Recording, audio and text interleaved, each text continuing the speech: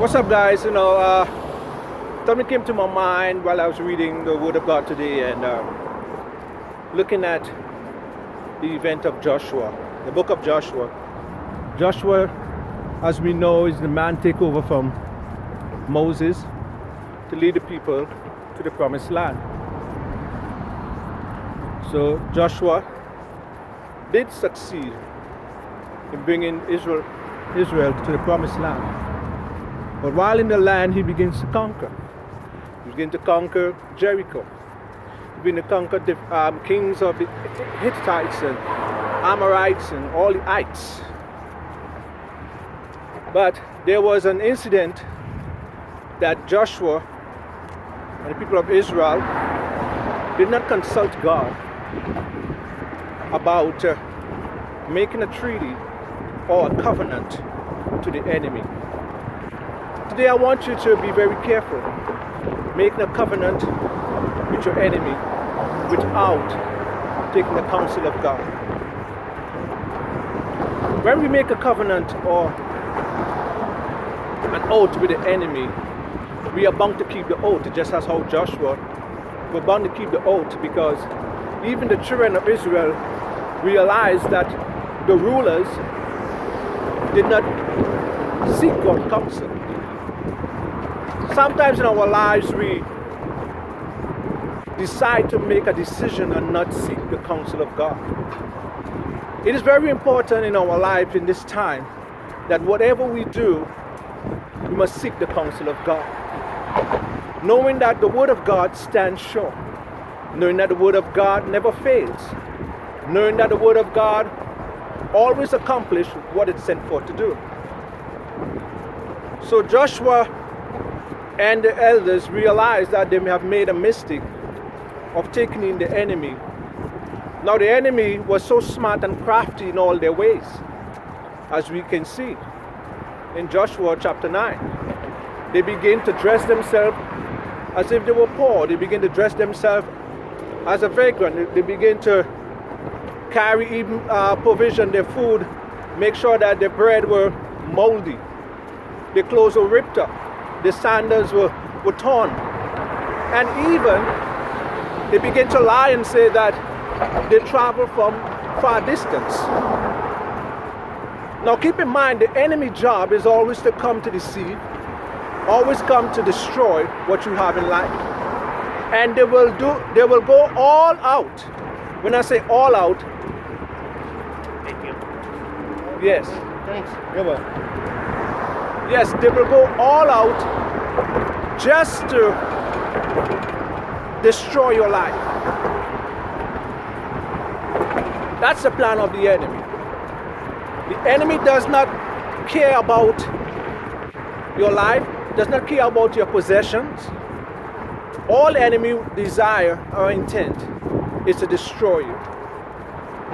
So here Joshua and the elders, as I said, made a covenant or an oath.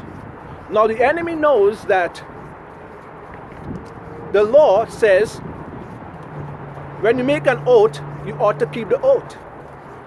So they were so smart and crafty, they make sure that Joshua and the elders come to agreement to make an oath that they will make a covenant with them and that they would not kill them. So be careful of the oath that you will make. Be careful of the promises that you will make, because you are bound to keep it. So here Joshua and the elders had to keep that oath, in spite of, because they already made the oath of saying, listen, we will protect you or you will come join us. So what I'm saying is that be careful. Whatever decision that you make in life, whatever decision that you come to, seek the face of God. Whatever decision that you want to make in life, over your family, seek the face of God. Don't be like Joshua and the elders did not seek the face of God. They did not take the counsel of God. You know, sometimes we make decision based on our own experience, based on how we feel. But the enemy is very smart. The enemy knows your weakness and he knows your strength. He knows who you are. He knows that you serve a true and a living God, but will always come to try to deter you from the true and a living God. So my message today is that don't let the enemy fool you. Don't let the enemy come and try to trick you and cause you to lose what God has deposited in your life. Seek the face of God. Know that God's word stands forever. Know that his counsel will always stand. In this time, let us seek the face of God. There's a lot of things are happening around the world. We see riots, we see protesting, we see the shooting of Georgia. We see all these things are happening. And don't allow your feelings, or don't allow your feelings to dictate you. But seek the face of God. Ask God, what it is that you are saying in our midst. Don't just act on response, because there is consequences in every action that we take. That is why I am putting all this out there to say, listen, you can protest, but not with violence. I know it hurts. It hurts. I all feel hurt about it, what it done to man of color. But still, as a man of God, I still need to seek the face of God. When we seek the face of God, God will give us the answer. God will give us the victory in what we're facing. So, in my closing, don't allow the enemy to trick you. As we see, or as we notice, a mighty man has a mighty weakness also too.